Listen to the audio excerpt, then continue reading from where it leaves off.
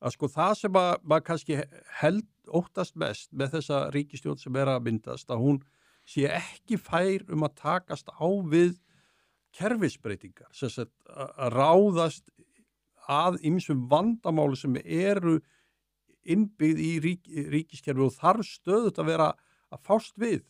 Það þarf auðvitað að horfa með gaggrínum augum á rekstur ríkisins og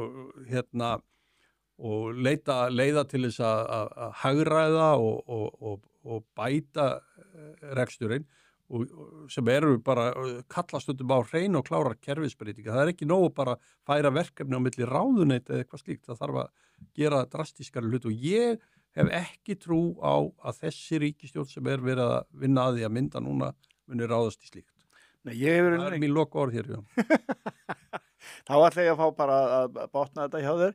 Ég algjörlega sammálaður og það líka það að sko það var mjög gagnrýnt varðandi síðustu ríkisstjórn að hún það væri svo ólík sjónarmið innan hennar, Vinstri grænir, Framsókn og Sjálfstæði, þeir væru gerðu ekki. Það var óásættanlegar andstæður. Þeir gerðu ekki, þeir væri bara stöðnun og föst og þeir gerðu ekki.